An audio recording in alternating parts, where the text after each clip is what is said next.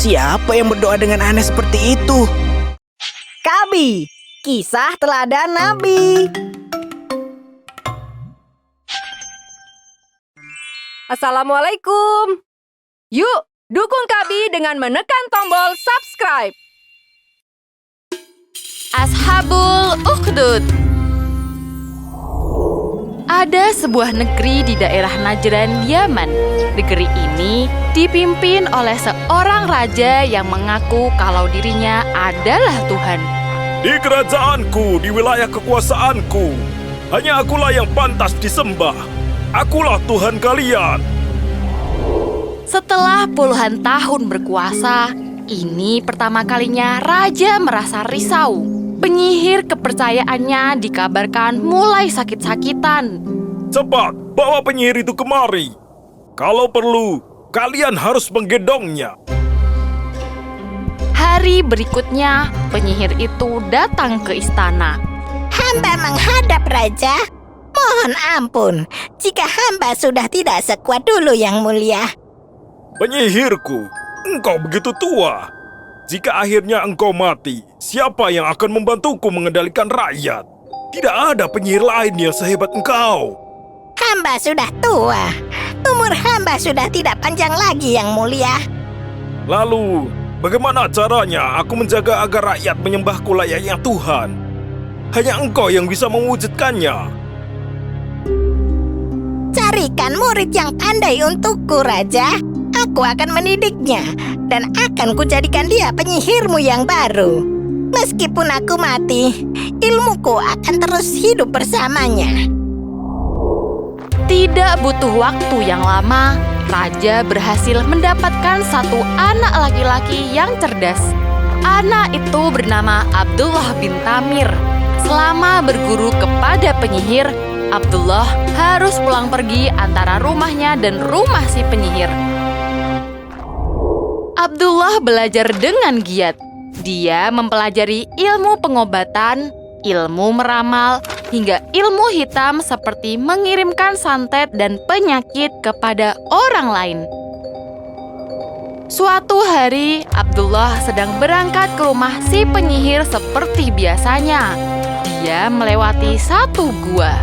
Awalnya, tidak ada yang aneh dengan gua itu. Tapi, hari ini dia mendengar sesuatu dari dalam sana. Wahai Tuhan yang hidup kekal, wahai Tuhan yang terus-menerus mengurus makhluknya, wahai Tuhan yang menciptakan bumi dan langit. Ah, siapa yang berdoa dengan aneh seperti itu?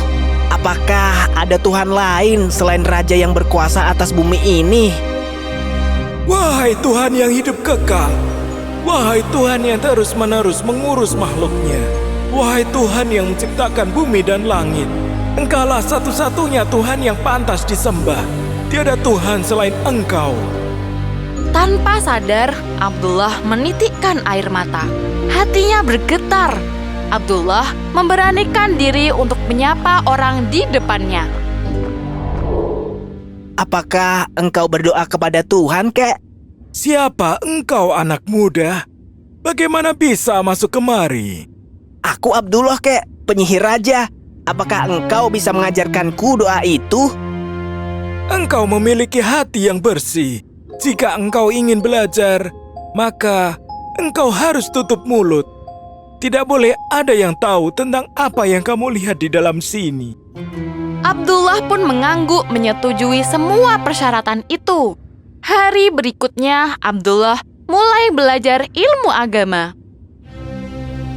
Abdullah selalu meluangkan waktu 1 jam di pagi hari saat dia berangkat dan 1 jam di sore hari saat dia pulang untuk belajar agama.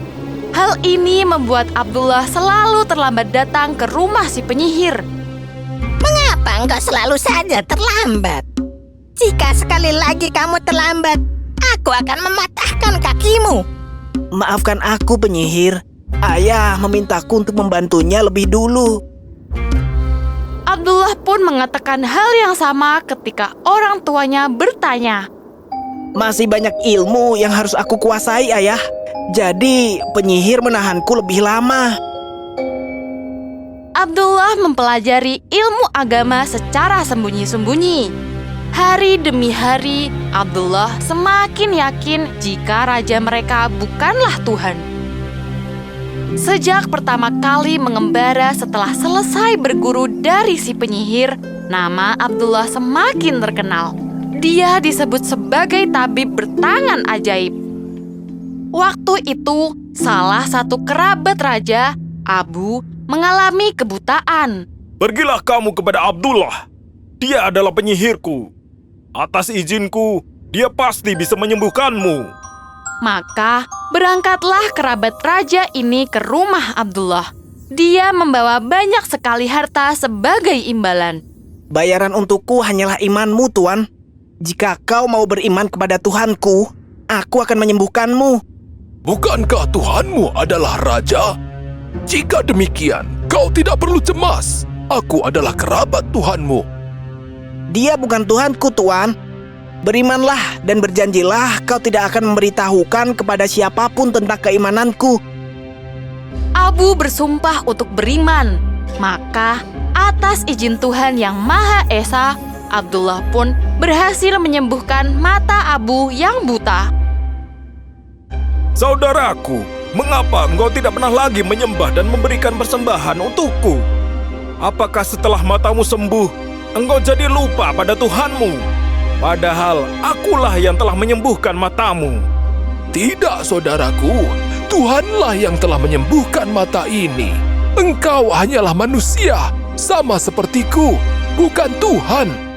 Kata-kata Abu membuat raja naik pitam. Dia langsung memanggil para prajuritnya dan memerintahkan agar Abu diseret ke penjara. Hari berikutnya, raja menemui Abu di penjara. Dia ingin tahu dari mana Abu mempelajari agama yang dianutnya. Katakan yang sesungguhnya, maka aku akan mengampuni nyawamu dan agamamu itu. Awalnya, Abu lebih memilih diam demi menjaga rahasia Abdullah. Namun, siksaan itu semakin hari semakin menyakitkan. Abu pun menyebut nama Abdullah. Pasukan raja menyerbu rumah Abdullah. Mereka mengepung dan menangkap Abdullah dengan kasar. Apa yang kalian lakukan? Aku adalah penyihir raja. Berani sekali kalian. Jabatanmu sebagai penyihir raja telah dicopot. Abdullah disiksa habis-habisan sebelum akhirnya diseret ke hadapan raja. Raja mengancam akan membunuh semua orang yang pernah berbicara dengan Abdullah. Abdullah tidak ingin orang yang tidak bersalah menjadi korban. Maka dia pun menyebut nama sang kakek. Tidak lama kemudian, Abu, Abdullah, dan sang kakek diseret ke halaman istana. Katakan kalau Tuhanmu adalah raja dan kalian akan dibiarkan hidup. Maafkan aku. Imanku tidak untuk ditukar dengan apapun, karena Tuhanlah pemilik nyawaku. Abu dan sang kakek dibunuh oleh prajurit istana. Sementara itu, Abdullah masih bertahan. Tidak ada pedang yang berhasil menembus kulitnya. Bawa dia ke puncak gunung dan lemparkan ke dalam kawah berapi. Namun, Tuhan senantiasa melindungi Abdullah. Dua prajurit yang membawanya naik terlempar ke dalam kawah gunung berapi. Berbagai cara dilakukan untuk membunuh Abdullah. Ditenggelamkan di danau, diseret dengan kuda, dan dikubur di tanah, namun semuanya gagal. Di saat terakhir, Abdullah berkata, Hanya ada satu cara untuk membunuhku, Raja. Itu pun jika engkau mau mematuhi perintahku. Katakan, apa perintahmu? Bunuh aku dengan panah milikku sendiri. Hanya raja yang bisa melakukan itu. Sebelum membunuhku, berteriaklah, Bismillahirrahmanirrahim. Jika aku berteriak seperti itu, sama saja dengan aku mengakui Tuhan yang disembah oleh Abdullah. Bagaimana, Raja? Bukankah engkau ingin sekali membunuhku? Raja mengambil busur dan anak panah milik Abdullah. Sebelum melepaskan anak panah, Raja berteriak. Bismillahirrohmanirrohim. Sesuai dengan perkataan Abdullah, begitu terkena anak panah, Abdullah pun tewas. Semua rakyat yang menyaksikan pada hari itu mengetahui fakta bahwa raja yang mereka anggap sebagai Tuhan tidak berhasil membunuh satu orang. Raja tidak suka dengan hal itu. Untuk menunjukkan bahwa dialah yang berkuasa atas segala hal, termasuk nyawa manusia, Raja memerintahkan prajuritnya untuk menggali sebuah parit serta mengumpulkan kayu bakar. Siapa yang bersedia menggali parit untukku, dia akan menjadi pelayan Tuhan. Aku akan menjamin kemuliaan dalam hidup. Maka orang-orang pun saling berebut untuk melakukan tugas itu. Dalam waktu singkat, hampir semua orang telah ditangkap. Mereka semua diikat dan dibariskan di pinggir parit. Kalian semua, dengarkanlah. Bagi siapa yang bersedia meninggalkan Tuhanmu dan kembali menyembah aku sebagai Tuhan, aku akan mengampuni nyawa kalian. Berfikirlah dan ambil keputusan dengan bijak. Saat ini, akulah yang menggenggam nyawa kalian. Beberapa orang bersikukuh untuk terus memegang iman mereka. Tanpa ragu, Raja memberikan perintah. Lemparkan mereka ke dalam parit. Biarkan mereka menjadi kayu bakar dalam api paritku yang abadi ini. Siang itu sungguh hari yang menyayat hati. Jeritan dari orang-orang beriman menggema ke segala penjuru. Sementara itu, tawa para prajurit dan orang-orang yang mendukung raja terdengar bagaikan iblis yang tertawa. Kisah kekejaman ini abadi dalam Al-Quran, Quran Surat Al-Buruj ayat 4-10.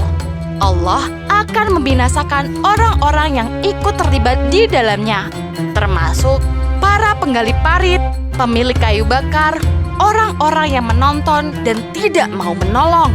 Jika mereka semua tidak mau bertaubat, maka hukumannya adalah neraka.